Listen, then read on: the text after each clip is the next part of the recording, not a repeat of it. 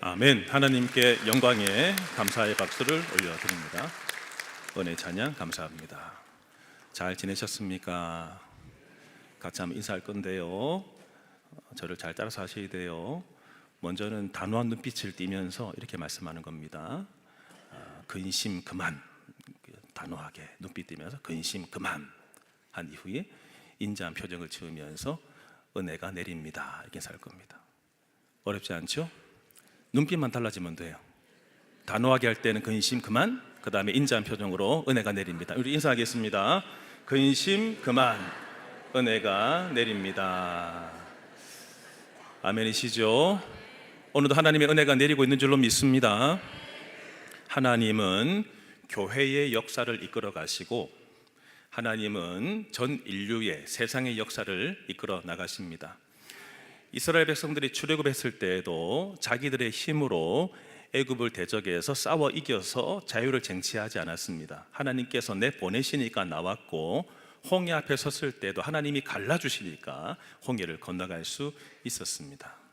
이스라엘 백성들이 바벨론의 포로로 끌려갔지만 70년이 딱 차자마자 다시금 고향 땅으로 돌아오게 하신 것도 하나님의 기적의 손길이었습니다. 이 땅의 모든 역사, 또 성경의 역사는 하나님의 주권과 뜻과 섭리 가운데 이끌어 나가는 겁니다. 헬라 시대가 접어들게 되면서 알렉산더 대제가 전 세상을 평정하게 됐을 때 헬라 문화권이 되면서 언어가 공통 언어가 되고, 그로 인해서 구약 성경, 히브리어 성경만 있는 것이 아니라 헬라어 성경도 기록되게 되었습니다. 헬라를 바탕으로 해서 로마 제국이 세워지게 되었고, 로마 제국이 공통어를 쓰고 모든 도로를 갈고 닦으면서 그 길로, 그 언어로 사도들이 예수 복음을 전하여 전 세계에 복음이 확산되게 되었습니다. 복음이 전해지시게 하기까지 하나님은 제국을 세우시고 제국을 사용하셨다라고 하는 거죠. 신약시대 때 예루살렘 공의회가 열렸습니다.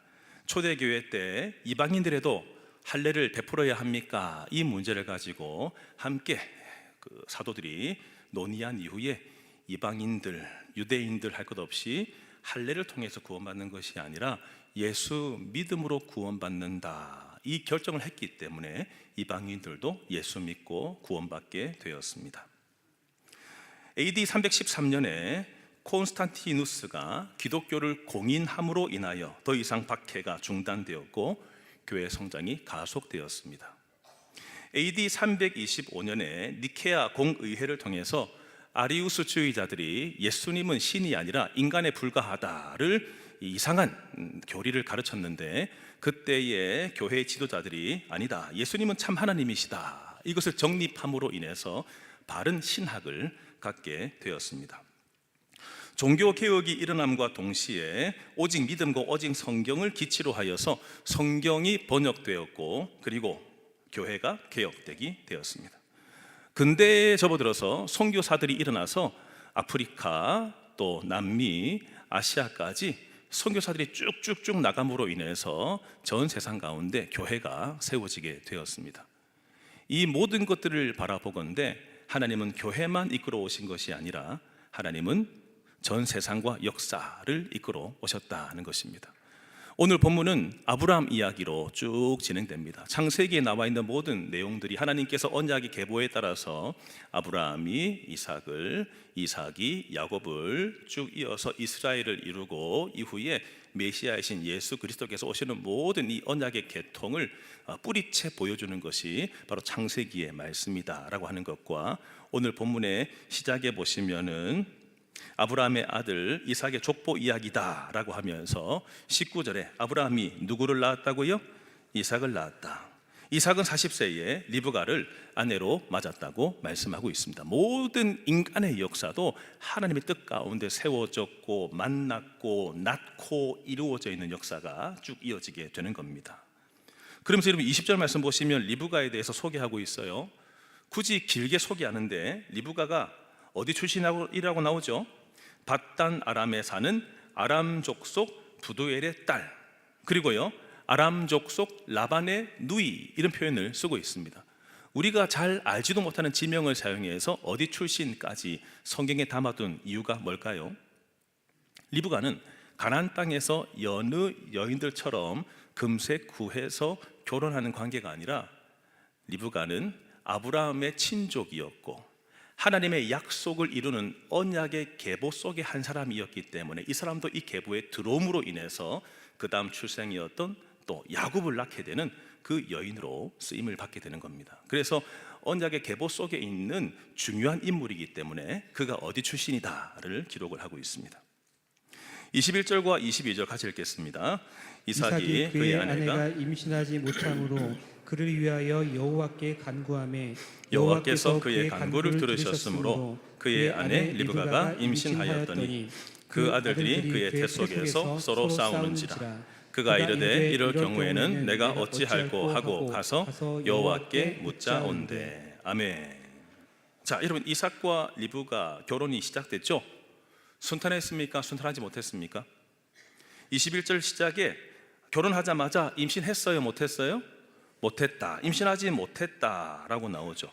여러분, 어느 정도 임신 못했냐면 무려 25년 동안 임신하지 못했습니다. 여러분, 이 아픔은 누구도 느꼈을 아픔이죠?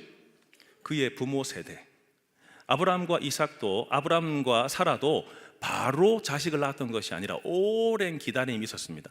그러니까 임신하지 못한 이 고통을 사라도 겪었고, 이제 그 다음 세대인 리브가도 겪었고, 또 그 다음 세대인 라헬도 겪습니다. 왜 하나님께서 부르신 특별한 사람들인데 세상의 문제는 끊어지지 않을까요? 당시에는 자식이 없으면 저주받은 사람으로 정도로 여길 정도의 어떤 부분이었는데, 왜 하나님의 계보 속에 자식들이 그냥 순풍순풍 낳지 못하고 모든 세대들마다 왜 이렇게 어려움을 겪게 될까요? 여러분, 자식을 낳는 것은 사람의 힘으로 됩니까? 안 되는 것입니다. 생명이 생명을 낳는 것은 하나님의 특별한 섭리입니다. 너희 계보가 아무리 언약 속에 들어와 있는 계보라 할지라도 너희 뜻대로 자식을 낳고 못 낳고가 아니라 하나님이 하신다라고 하는 것을 확실하게 각 세대들마다 알려주시기 위해서 임신하지 못하는 일정 기간을 지나게 하셨다라고 하는 것입니다. 두 사람에게는 큰 시험거리였겠죠. 이때 이삭은 어떻게 합니까? 그의 아버지는 조급했습니다. 그의 어머니도 조급해서 하갈을 만나게 한다든지 해서 다른 씨를 통해서라도 후대를 이어나가려고 했어요. 그런데 이삭은 그렇게 하지 않습니다. 하나님께 나아가서 하나님께 내 얼굴을 향하여 간구하게 되는 거죠. 그럴 때 하나님 21절에 보시면 하나님은 뭐 하셨어요? 임신하게 하셨다라고 나옵니다. 여러분, 기도 응답을 받으면 끝일까요? 아기가 없었습니다. 근데 주님을 바라면서 아기를 가졌어요. 그럼 여러분, 아기를 가진 이후에 모든 염려가 끝납니까? 우리 어머니들 답해 보세요. 아이들 복중에서 품고 있다가 9개월, 10개월째에 이 아이가 나오게 됐을 때, 야, 드디어 끝났네, 이제 난 내 마음대로 살 거야. 안 되죠. 자식을 낳고 나면 더 한숨거리가 많고 더 신경 쓸 게 많죠. 오늘 여러분, 리브가가 겪었을 고통이 뭡니까? 겨우겨우 자식을 가졌더니 이상합니다. 내 복중에서 여러분, 보통의 태동이 아니에요. 어떻게 되어 있습니까, 여러분? 22절 말씀 보시면 그 아들들이 그 어머니의 태 속에서 뭐 하고 있습니까? 서로 싸우고 있습니다. 싸우고 있어요. 이 싸운다라는 단어는요, 격렬하게 밀치는 행동을 가리킵니다. 어머니의 배 그 비좁은 곳에 있으면서도 이 둘이 죽는지 사는지 서로 막 다투고 있는 모습입니다. 여러분, 하이에나가 새끼가 태어났을 때 그때 광경을 제가 잠깐 본 적이 있습니다. 하이에나 아시죠? 하이에나는 태어날 때 눈을 뜨고 태어난답니다. 하이에나는 태어날 때 이빨을 가지고 태어난답니다. 얘가 태어난과 동시에 낑낑낑 대면서도 옆에 있는 형제를 계속 물어뜯어요. 야, 그 본성이 참 나쁘대요. 어머니의 뱃속에서 나온 지 얼마 안 됐는데 태어난과 동시에 계속 물어뜯고 있습니다. 그러면서 여러분, 계속 물어뜯고 싸우면서 서열을 정한다. 본능적으로 서열을 정한다. 무지막지하게 막 물어뜯는 관계로 형제들 중에 죽는 형제도 있다 합니다. 그렇게 잔인한 이 짐승이 하이에나. 어머니의 뱃속에서 태어난 지도, 그 잉태된 지도 얼마 안 됐는데 이 둘이가 발을 밀고 격투기를 한지 모르겠지만 손으로 밀고 서로 막 이렇게 막 다투고 있는 그것이 느껴졌다는 것입니다. 불편한 임신 상황에 놓인 리브가가 여러분 이럴 경우에는 어떻게 해야 되는가? 22절 뒤에 말씀 보시면 내가 어찌할꼬, 이런 경우에는 내가 어찌할꼬 하고 가서 뭐 합니까? 여호와께 묻자온대 라고 되어 있습니다. 문제가 생겼을 때 남편이 먼저 기도했어요. 남편이 기도하니까 아내도 꼭 따라서 기도합니다. 여러분들의 남편들이 기도하는 사람들 되기를 간절히 바랍니다. 남편들이 기도하는 모습을 바라보면서 아내들도 여전히 한숨 그만두고 기도할 수 있기를 바랍니다. 이런 경우에는 어떻게 해야 되는가? 하나님께 물었는데 하나님께서 답을 주세요. 23절입니다. 같이 읽겠습니다. 여호와께서 그에게 이르시되 두 국민이 내 태중에 있구나. 두 민족이 내 복중에서부터 나누이리라. 이 족속이 저 족속보다 강하겠고 큰 자가 어린 자를 섬기리라 하셨더라. 아멘. 리브가가 답답해서 그 문제를 가지고 하나님께 나아가 질문했는데 하나님이 바로 대답하시죠. 뭐라고 하십니까? 두 국민이 내 태중에 있구나. 두 민족이 내 복중에서부터 나뉘어질 것이다. 이 족속이 저 족속보다 강할 것이고 큰 자가 어린 자를 섬길 거다. 이 말씀을 하셨습니다. 여러분, 이것은 단지 두 아이의 개인적인 운명을 말하는 것이 아닙니다. 두 국민, 두 민족을 언급함으로 인해서 결국은 에서는 에돔의 조상이 되고 야곱은 이스라엘의 조상이 될 것인데 이 두 민족이 역사가 이어지는 동안 계속해서 긴장관계와 갈등관계가 있을 것이다. 어머니의 복중에서부터 싸웠는데 나온 이후에 이 두 사람도, 나온 이후에 이 두 민족도 계속 긴장관계에 있을 것이다를 미리 말씀을 하셨다는 것입니다. 또한 충격적인 말씀을 하십니다. 여러분, 충격 받으실 준비를 하세요. 어떤 충격적인 말씀 하셨을까요? 큰 자가 어린 자를 섬길 것이다. 목사님 그게 왜요? 아니요. 고대 근동 지역에서는요 장남이 최고였습니다. 장남이 최고였어요. 장남이 있는데 장남을 제끼고 누가 쓰임을 받는다고요? 차남이 오히려 쓰임을 받게 된다. 이 말을 들었을 때 굉장히 충격을 받았을 것입니다. 당시의 세상은 장자가 우선시되는 것이 당연한 질서였습니다. 질서. 그런데 하나님은 그 질서를 뒤집으신 거죠. 인간의 문화, 인간의 관습, 아무리 그러해도 하나님의 선택이 우선이다 라고 하는 것을 보여주고 있는 겁니다. 여러분, 다윗이 선택받았을 때 다윗 위에 형님이 몇 명이나 있었죠? 사무엘 앞에서 내가 키가 이렇다, 등치가 이렇다 뻐기면서 쫙쫙쫙 모델처럼 걸어 나갔습니다. 근데 아니, 하나님은 아니 하면서 결국은 7째 형님들 다 제끼고 8번째 태어난 다윗이 왕으로 기름 부음 받게 되었습니다. 장남이 아니었습니다. 요셉도 마찬가지입니다. 요셉 위에 형님들만 10명이나 있었습니다. 근데 그 형님들 다 제끼고 요셉이 하나님께 선택받아서 결국은 총리로까지 쓰임을 받게 되는 거죠. 하나님은 세상의 질서가 어떠해도 뭐가 우선이라고요? 하나님의 뜻, 하나님의 결정, 이것이 우선된다라고 하는 것을 이 사건을 통하여 보여주시는 겁니다. 자, 해상기한에 이르러서 쌍둥이가 태어나게 되는데 25절, 26절 함께 읽겠습니다. 먼저 나온 자는 붉고 전신이 토록 같아서 이름을 에서라 하였고 후에 나온 아우는 손으로 에서의 발꿈치를 잡았으므로 그 이름을 야곱이라 하였으며 리브가가 그들을 낳을 때에 이삭이 60세였더라. 아멘. 자, 여러분 25절과 26절은 뭘 말해주고 싶어 할까요? 단지 출생 기록만은 아닙니다. 이 대목을 통해서 두 형제의 이름이 어떤 의미를 가지고 있는지, 그리고 이들이 앞으로 어떤 삶을 살아가게 될 것인지를 말씀해주고 있습니다. 자, 장남 에서 볼까요? 먼저 나온 자, 장남 에서. 장남 에서의 외관상 모습은 어떻습니까? 붉고라고. 뭐가 붉었을까요? 예전에는 촌병이라고, 촌병. 추운 데 있다가 따뜻한 데 팍 들어가면 얼굴이 붉으스름해지는 거죠. 벌거지는 거. 근데 이 에서 같은 경우에는요, 온 살갗이, 온 몸이 붉었다라고 나옵니다. 그리고 여러분, 그의 모습이 어땠습니까? 전신이 토록 같아서 털복숭이, 그의 몸이요 여기저기 털이 많았습니다. 그래서 이후에 지금 야곱이 그의 아버지를 속이기 위해서 이 손등과 함께 팔과 함께 이 염소 털을 붙여서 아버지 저가 왔습니다 뭐 이렇게 하면서 막 털을 막 보여주고 이렇게 했었죠. 에서가 털복숭이였습니다. 그러니까 붉었다, 털이 많았다라는 이름에서 그를 에서라고 지었고, 그의 거친 성격 그리고 야성적인 성격을 보여주고 있습니다. 차남 야곱의 모습은 어떠했습니까? 손으로 자기 형님의 발꿈치를 꽉 잡으면서 태어나고 있습니다. 이 아이를 끄집어내는데 아이고 첫째가 나왔다 하는데 둘째가 나 여기 있어 라고 하면서 형님 발꿈치를 꽉 붙잡고 함께 따라줘 나오고 있는 그 모습입니다. 여기에서 발꿈치를 잡았다는 뜻에서 이름을 뭐라고 지었다고요? 야곱 이렇게 지었습니다. 야곱의 이름의 뜻은 발꿈치를 잡았다, 뒤에서 잡았다 이런 뜻입니다. 이것은 예언적인 행동이었습니다. 이후에 형님 자리를 누가 대신하게 된다고요? 야곱이 대신하게 됩니다. 형님의 발꿈치를 잡음으로 인해서. 27절과 28절은 이 두 사람의 성장 과정을 보여주고 있습니다. 이들의 특징이 어떻게 나오는지 제가 27절, 28절 읽을 때 여러분 관찰하시면서 찾아보세요. 이들의 성격과 이들의 삶의 방식을 찾아보세요.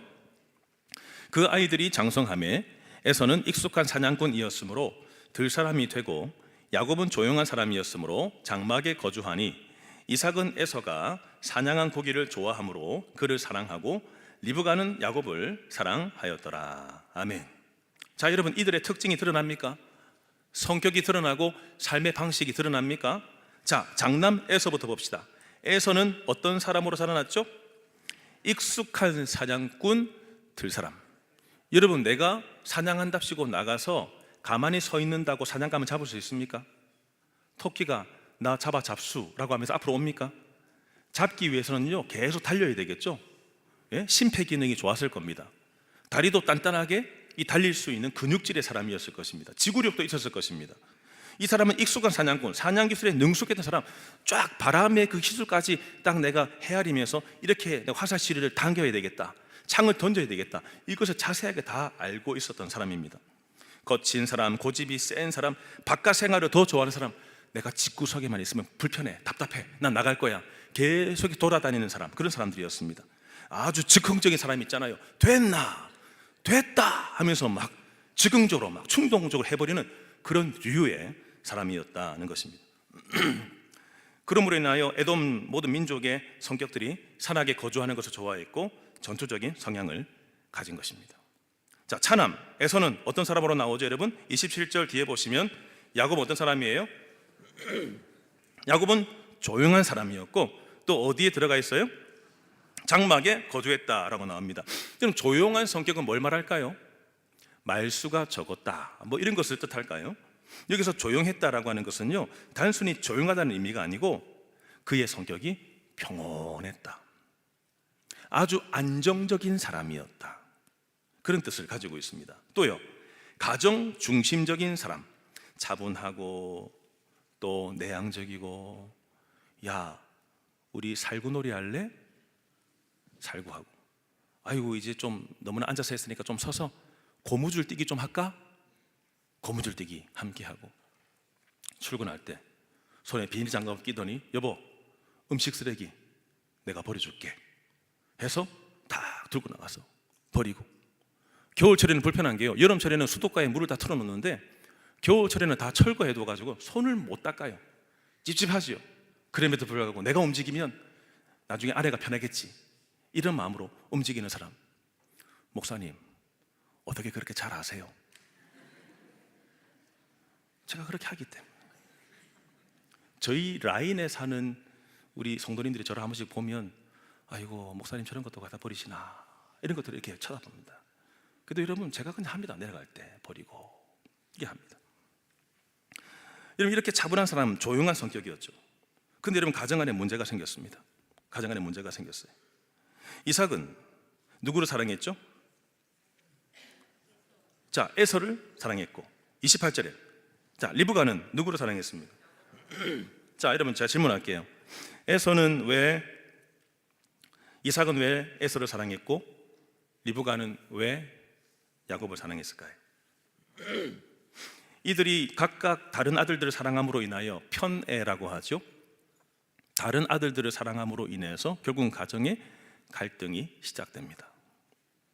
나중에 아버지가 장남한테 복을 주려고 했는데 어머니가 개입해서 둘째가 복을 받게 하면서 결국은 야곱은 떨어져 나갈 수밖에 없는, 삼촌 집에 떠날 수밖에 없는 그런 갈등까지 보게 됩니다. 그리고 나서 오랜 동안 연락이 없어도 소원한 관계를 이루게 됩니다. 부모의 편애라고 하는 것은 이 형제지간의 갈등을 일으키고 경쟁심을 유발하고 결국은 상처 때문에 나가 떨어지게 만드는, 그래서 부모로서 참 내가 더 이뻐 보이는 자식이 있지만 함께 사랑해야 됨을, 그런 교훈을 얻을 수가 있어요. 다시, 여러분, 왜 이삭은 에서를 사랑했고 왜 리브가는 야곱을 사랑했죠? 이유가 뭘까요? 이삭이 자기 아들을 사랑한 것은 이런 뜻이에요. 이삭의 입에 사냥고기가 있었기 때문에. 이 말은 짐승을 잡으면 맛있게 요리해서 이 아들이 아버지에게 늘 드렸다는 것입니다. 우리 아버지들, 이런 아들들 이뻐요? 안 이뻐요? 경험 못 해보셨어요? 내가 삼겹살을 좋아하는데 우리 집에 올 때마다 숙성된 삼겹살과 또 오겹살을 끊어서 사온다. 아버지들 이뻐요? 안 예뻐요? 내가 복숭아 통조림을 좋아하고 입이 성치 못해서 딱딱하게 못 씹고 복숭아 통조림을 좋아하는데 집에 올 때마다 아버지 이거 좋은 겁니다 해서 사오면 아버지들 그 아들이 예뻐요? 안 예뻐요? 예쁘죠. 지금 에서가 그런 아들이었다는 것입니다. 근데 어머니는 누구를 사랑했다고요? 야곱을. 아버지는 첫째 장남을 사랑하는데 어머니는 왜 차남 야곱을 사랑했을까요? 이유가 뭐겠습니까? 우리 어머니로서의 촉을 가지고 답해 보세요.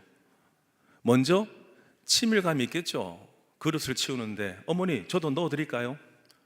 아이고 설거지거리가 많이 쌓였네요. 설거지 좀 제가 해드릴까요? 뭐 빨래 다리는데 제가 좀 넣을까요? 계속 어머니 얘기 조자조자 듣고 어머니가 이렇게 했는데 막 주물러 주고 막 이렇게 하는 아들. 어머니들 예뻐요? 안 예뻐요? 예쁘죠. 출가한 이후에도 어머님 기체 후 일양만강하시고 두루 평안하셨습니까? 늘 전화도 자주 오고 문자도 자주 오고 이쁘죠. 근데 여러분, 리브가가 단지 가정적이고 친밀해서 이 아들을 예뻐했을까요? 리브가는 하나님의 말씀을 기억했습니다. 큰 자가 작은 자를 섬기리라. 알았습니다. 하나님이 누구 쓰시겠다고요? 하나님이 둘째를 쓰시겠구나. 이것을 알아서 얘한테 기대하면서 주님의 뜻이 이루어지기를 그가 통로로 쓰임을 받았다라고 하는 것이죠. 그러던 중에 사건이 일어났어요. 에서가 사냥을 마치고 집에 돌아왔을 때 어찌나 피곤하겠습니까? 여러분, 계속 달리면서 사냥감을 겨우 잡아서 이것을 그냥 들쳐매고 집까지 걸어오고 차가 어디 있습니까? 다 이 두 발을 가지고 움직여야 되는데 저녁에 얼마나 피곤해서 들어왔겠습니까? 우리 아버지들의 삶이 그렇습니다. 내가 이런저런 어려움이 있어도 먹고 살기 위해서 자식들 대학 보내려고 참으면서 노동하고 일하고 애쓰고, 아버지들이 그렇게 땀 흘려가면서, 물론 어머니들도 맞벌이 하시는 분들 계세요. 이렇게 땀 흘려가면서 자식 새끼들 키우잖아요. 제가 새벽기도 때 나오려고 4시 조금 넘어서 엘리베이터 딱 타면요, 그때부터 여러분 청년이요, 저 위에 층부터 아래 층까지 택배를 나른다고 아침에 새벽 배송 한다고 매일마다 옵니다. 매일마다. 그래서 막 층층마다 막 물건 내리고 할 때 제가 설사 좀 오래 기다린다 할지도 뭘 안 합니다. 얼마나 열심히 사는 청년이에요. 그 청년들 볼 때마다 제가 많은 도전을 받습니다. 야, 열심히 사는구나. 하루에도 수백 가정도 돌 거 아닙니까? 얼마나 힘들겠습니까? 그렇게 땀 흘리고 수고하고 살아가는 이들이 많아요.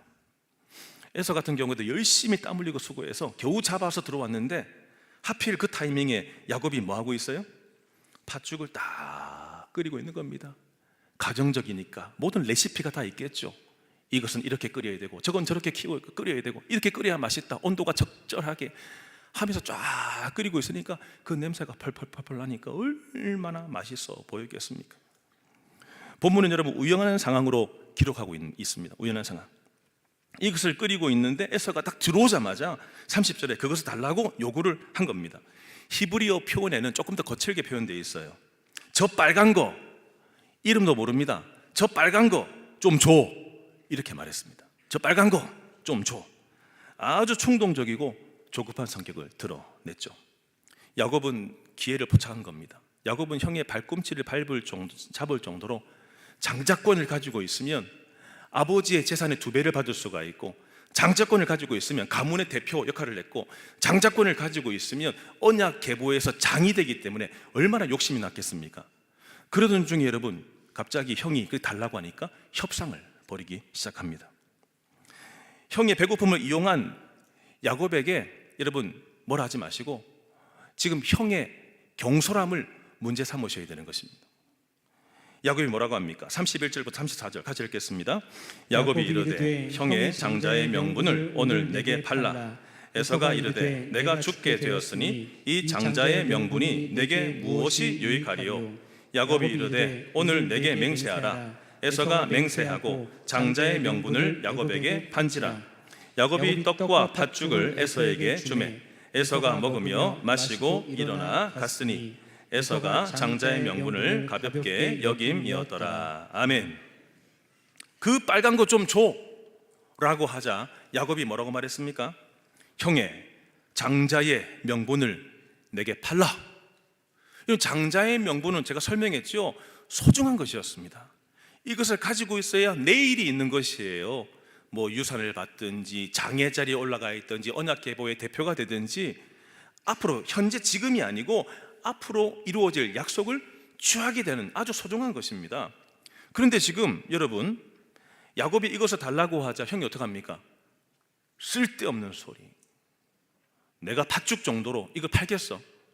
이게 어찌나 소중한데. 이렇게 합니까? 안 합니까? 안 하죠. 이것을 보고 있으면서 우리가 시청자의 입장에서 가슴이 벌렁벌렁하죠. 저거 팔면 안 되는데. 그런 생각이 들잖아요. 근데 여러분, 이것을 팔라고 하자 어떡합니까? 이 장남이 그것을 지금 동생 요구사항을 들어주려고 하고 있습니다. 저는 차남입니다. 저보다 3살 어린 여동생이 있고 2살 많은 형이 있습니다. 근데 저는 어렸을 때부터 형에 대한 시샘이 있었습니다. 왜냐하면 우리가 가정 예배를 드리면요, 형은 찬양 시작한 지도 얼마 안 됐어요. 우리 아버지가 찬양 예배 인도하고, 그때 제가 한 초등학교 2, 3학년, 형이 한 4학년, 5학년쯤이었어요. 가정 예배를 드리면 어린 꼬마 딱지들이 앉아 있잖아요, 3남매가. 근데 형은 몸을 떨기 시작합니다. 찬양을 시작하는데 몸에 진동이 와요, 진동이. 그럼 제가 이걸 보면서 배가 아팠을까 안 아팠을까요? 저는 진동이 안 와도 일부러 떨리는 척 했습니다, 이렇게. 왜냐하면 부모님이 막 형님을 막 인정해주고 칭찬해주고 막 그렇게 하니까 나도 막 보면서 이렇게. 그리고 설교 잠깐 우리 아버지 한 이후에 가정 이제 통성기도 들어가면 형이 막 방언을 하는 거예요.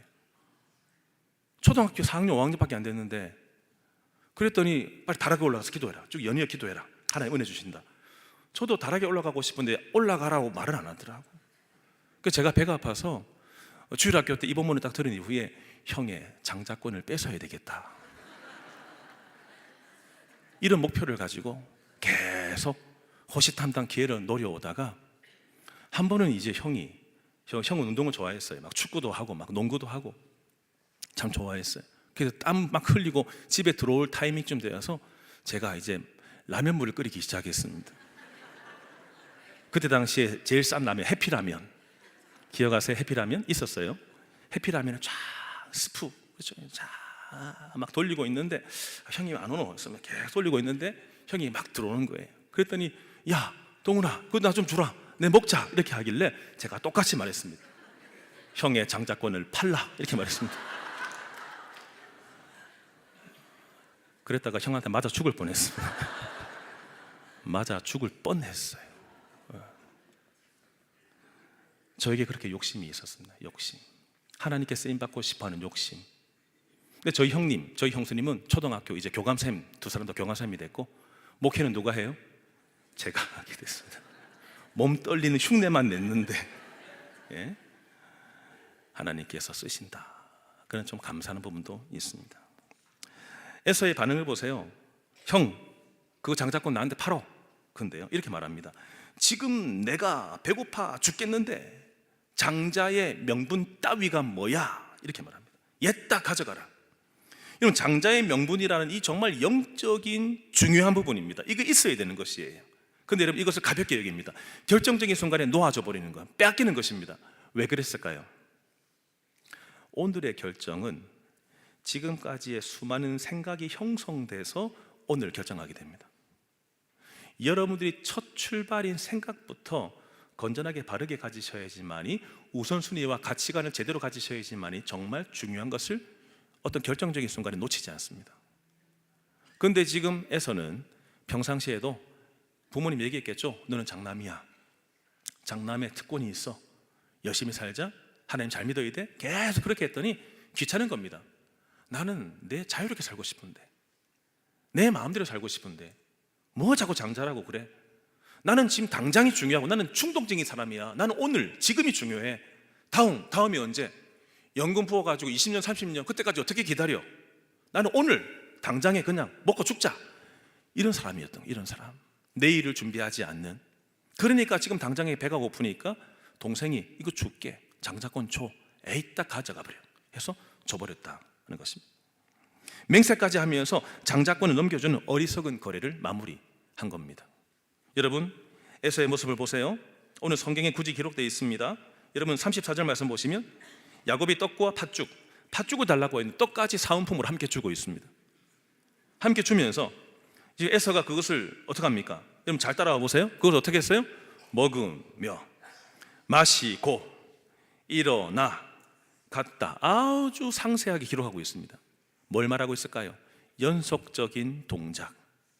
이것을 먹으면서도 어이구, 내가 잘못했나?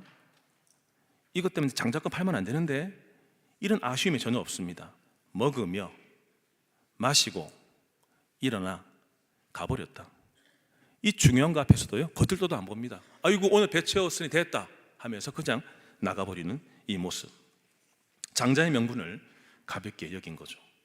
이 부분에 대해서 히브리서 기자는 히브리서 12장에서 이렇게까지 말합니다. 망령된 자, 하나님이 주시는 영적인 것을 가지고 함부로 대하고 오히려 어떤 기회가 생겼을 때 이 영적인 것을 놓쳐버리는 것, 빼앗겨버리는 것, 망령된 자라고까지 부르게 되었습니다. 성도 여러분, 과연 에서만 문제일까요? 에서만 장자권, 영적인 특권을 가볍게 대했을까요? 여러분들은 어떠세요? 하나님이 부여하신 영적인 특권이 있는데 이 영적인 특권을 소중하게 생각하고 지키십니까? 아니면 어느 상황만 생기면 옛다 가져가 버려 해서 신앙까지 버릴 준비를 하고 계십니까? 에서는 당장의 배고픔 때문에 평생의 축복인 장자권을 팥죽 한 그릇에 팔아버렸습니다. 그는 하나님의 약속을 가볍게 여긴 결과죠. 정리하면 에서는 충동적인 사람, 에서는 현재의 욕구에 충실한 사람. 이것을 내가 가지기 위해서 영끌이라도 해야지, 다음이 어떻게 될지도 모르고 다음에 빚을 어떻게 감당할지도 모르고 당장에 영끌을 해서 오늘이 중요해. 육체적인 욕구에 쌓여져 있는, 몸이 요구하면 다 해버리는 사람. 다음이 어디 있어? 이러다가 죽으면 다 말지 뭐. 이런 즉흥적인 충동적인 사람의 전형적인 모습. 그에 반해서 야곱은 계산적인 사람, 오늘만 중요한 것이 아니라 내일과 연결되어 있어서 내일 있을 것을 생각하며 오늘 결정하는 사람, 오늘 계산하는 사람, 10년 후, 20년 후 나에게 주어질 영원의 관점에서 오늘 선택하고 결정하는 사람, 미래를 지향하는 사람, 약속을 중요하게 생각하는 사람. 이 두 부류로 완전히 나뉘었다는 것입니다. 하나님이 우리에게 주신, 성경에서 펼쳐보시면 하나님이 우리에게 주신 영적인 특권은 분명합니다. 하나님의 아들, 딸로 삼아주신 자녀됨의 특권, 예수의 피를 통하여서 구원받은 자라고 하는, 자유한 자라고 하는 특권, 하나님과 친밀하게 거하며 그분께 기도하며 아뢰며 엎드려 아버지 할 때마다 그래 사랑하는 나의 아이야 라고 하며 기도할 수 있는 특권, 성령과 함께 거하시는 특권, 영원한 생명의 약속을 얻는 특권, 오늘도 하나님의 나라 가운데 거하는 특권, 이런 특권을 주셨음에도 불구하고 내 눈앞에 작은 만족과 욕구 때문에 그런 영적인 특권을 팔아버리지 않습니까? 신앙보다 성공을 선택하고 돈이 중요하지, 승진이 중요하지 라고 해서 타협하고 거짓말하고 순간의 쾌락을 위해서 영적인 삶을 포기하는, 아이고 오늘도 뭐 마냥 자지 뭐 예배 한번 빠졌다고, 무슨 일만 생기고 야 누구야 만나자, 그래 내가 그 관계도 중요하지, 빨리 만나러 나가버리고, 예배는 늘 뒤로 미루고 영적인 특권, 하나님과 함께하는 시간들, 기도회의 시간들, 여기에 올인하지 못하고 세상의 것들만 근시안적으로 바라보면서 이것만 소중하게 생각하는 모든 에서와 같은 모습들, 영적인 특권들을 팔아버리는, 가정의 부부가 얼마나 소중한데 서로 기도해 주지 못하고 바람을 피우고, 바람 피움과 동시에 앞으로 이것을 알게 됐을 때 가정이 쪼개지게 되고, 아버지는 첫째를 데려가고 어머니는 둘째를 데려가고 형제지간에도 나뉘어지게 만드는, 그것이 얼마나 큰 아픔인데 그것도 알지 못하고 딴 데 쳐다보고 있는 나의 욕심스러운 그런 눈들, 이런 것들도 보지 못한 채 오늘만 욕구를 채우려고 하는 그 모습들, 신앙을 나의 이익을 채우기 위한 도구로 삼으려고 하는, 교회가 표바치지라고 하며 교회 가면 표를 많이 주겠지, 교회 가면 난 도움을 많이 주겠지 라고 해서 짧게 생각하고 그것만 바라며 살아가는 것들, 우리는 하나님의 주권과 뜻 속에 태어난 줄로 믿습니다. 하나님이 우리의 모든 것을 다 보고 계시는 줄로 믿습니다. 그분 앞에 겸손하게 서셔서 그분 앞에 질문하셔야 돼요. 하나님, 제가 지금 주님의 주권 가운데 쓰이고 있습니까? 주님, 제가 지금 하나님의 뜻 가운데 제가 거하고 있습니까? 눈앞의 성공, 당장의 편안함, 세상의 인정, 이런 것들 때문에 하나님의 약속을 뒤로 미루고 있는 것은 아닌가? 성도 여러분, 우리의 삶들 가운데 가장 소중한 것, 그것은 저를 따라서 하시겠습니다. 하나님 나라, 그분의 뜻, 우리의 삶들 가운데 가장 소중한 영적인 특권은 하나님 나라, 그분의 통치 다스림, 하나님의 뜻, 하나님의 의, 이것을 이루는 것이 가장 큰 축복인 줄로 믿습니다. 모세는 왕궁을 선택했습니까? 왕의 자리를 선택했습니까? 아니면 하나님을 선택했습니까? 다니엘은 잘 나가는 것, 번성, 안정만 선택했습니까? 아니면 하나님 선택했습니까? 하나님 선택하다가 기도하지 마, 기도하면 죽어? 그래도 예루살렘 향해 기도하다가 사저골에 떨어졌습니다. 여러분, 우리 성경의 많은 인물들을 바라보실 때 과연 뭘 선택했느냐는 말입니다. 요셉 또한 순간의 쾌락을 선택하지 않고 하나님을 선택했습니다. 선택의 순간에 매 순간들마다 뭐가 소중한지를 늘 생각하고 판단짓고 그 가치관에 따라서 여러분 결정적인 순간에 선택하게 됩니다. 에서처럼 선택하시겠습니까? 야곱처럼 선택하시겠습니까? 1927년도에 태어나서 짧은 29년만 살다가 세상을 떠난 짐 엘리엇 선교사, 미국 오리건 포틀랜드 출신입니다. 명문 휘튼 대학을 수석 졸업했습니다. 얼마나 앞이 창창한 사람이었겠습니까? 이 다섯 인물 중에 중간에 있는 사람입니다. 짐 엘리엇. 이 다섯 친구들이 선교사로 부름을 받아서 에콰도르까지 나갔습니다. 수백 년 동안 외부인들을 다 죽여왔던 잔인한 아우카족에게 복음을 전하러 갔다가 다섯 명 모두 칼과 도끼로 순교당했습니다. 그들의 품에는 다 총이 있었습니다. 그러나 총을 꺼내지 않았습니다. 다 순교당했습니다. 당시 나이 29세. 짐 엘리엇은 아우카족에게 제대로 복음을 전하지 못했고 성경책도 한 권도 제대로 전달하지 못하고 도착함과 동시에 다 살해당했습니다. 그때 수많은 사람들이 이거 얼마나 비효율적인 일이냐, 앞이 창창한 청년들, 대학을 수석으로 졸업하고 인재들인데 그런 데 가서 죽고 선교 보내면 안 돼, 이럴 분위기 속에서 그의 아내들이 일어나서 이 지역의 이 부족에게 그대로 갔습니다. 그의 아내들이. 근데 그 부족들에게는 전통이 흘러왔습니다. 전통. 여성은 죽이면 안 된다. 외부인들은 다 죽여왔는데 그들의 부족에게 여성들이 왔고 아이들이 왔는데 위협으로 여겨지지 않는 것입니다.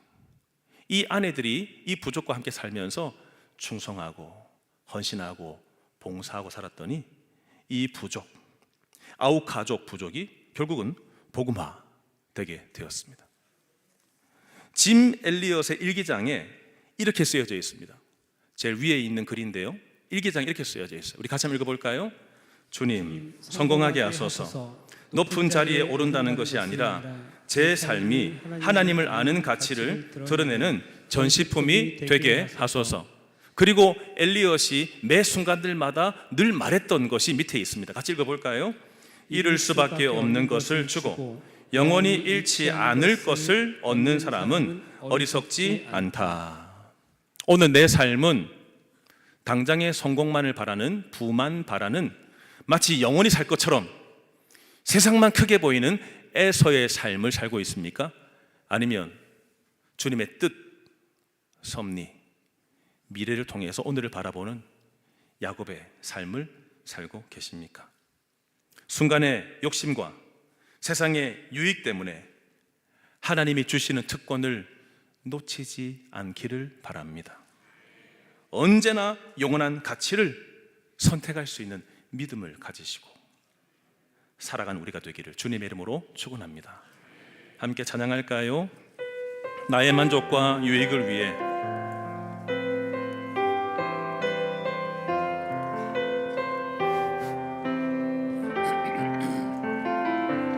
나의 만족과 유익을 위해 가지려 했던 세상 일들 이제 모두 다 해로 여기고 주님을 위해 다시 고백하겠습니다. 다시 처음부터. 나의 만족과 유익을 위해 나의 만족과 유익을 위해 가지려 했던 세상 일들 이제 모두 다 해로 여기고 주님을 위해 가버리네. 내 안에 가장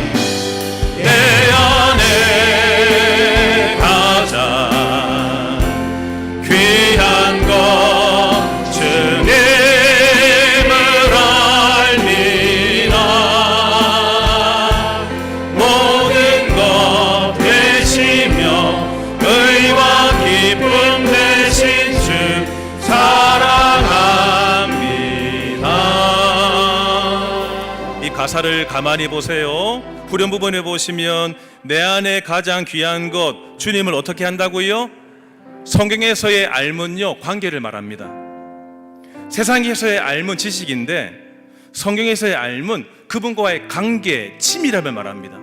주님과 오늘도 내가 만남과 사귐이 있는 것을 성경은 안다라는 표현을 쓰고 있는 겁니다. 정말 이렇게 주님을 알고 계세요? 2절 다시 고백하실 때 주님 부활의 능력 체험하면서 주님의 고난에 동참하게 하여 주옵소서. 부활의 능력 체험하면서 주의 고난에 동참하고 주의 죽으심 오늘 봐 영원한 생명에 참여하게 하소서. 다시 고백해. 다시 하나님 부활의 능력을 체험하며 살게 하여 주옵소서. 부활의 능력 체험하면서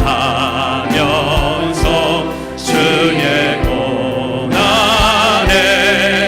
동참하고 그의 죽으심 오늘 봐 그의 영원한 생명에 그의 생 다 일어나세요. 참여할 성도들이여 다 일어나세요. 내 안에 가장 소중한 것이 무엇입니까? 내 안에 가장 귀한 것 주님을 알미라. 모든 것 되시며 의와 힘이 모든 것 되시며 모든 것 되시며 의와 마지막으로요 하나님 모든 것 되신 주님 모든 것 되시며 주의와 기쁨 되신 주 사랑합니다.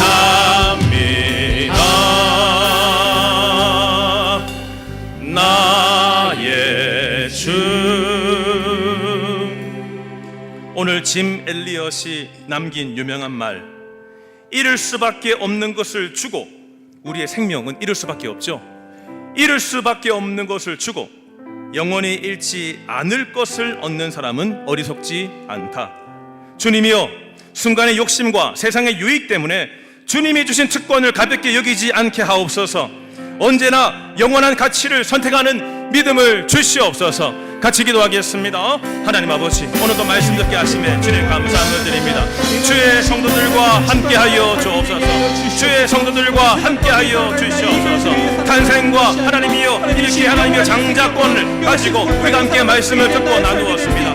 나는 에서의 삶을 살고 있는가? 나는 야곱의 삶을 사는가? 나는 충동적이며 즉흥적이며 단지 이 땅에서만 잘 되기만을 바라며 영끌하고 살고 있는가?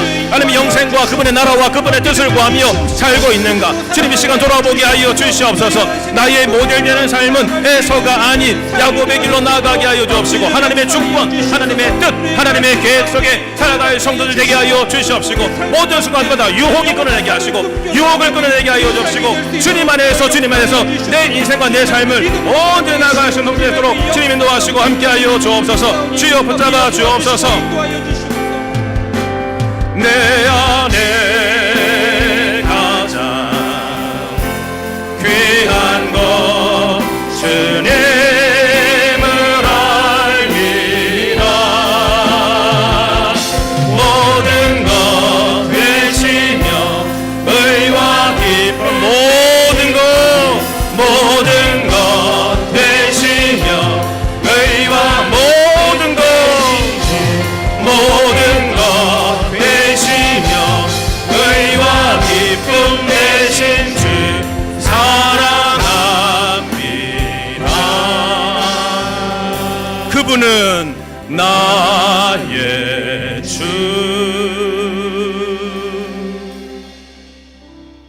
하나님, 순간의 욕심과 세상의 유익 때문에 주님이 주신 특권을 가볍게 여기지 말게 하소서. 언제나 영원한 가치를 선택하는 믿음을 주시옵시고 단지 교회만 왔다 갔다 하지 말고 영적인 특권을 누리며 살아갈 수 있는 성도들 다 되게 하여 주시옵소서.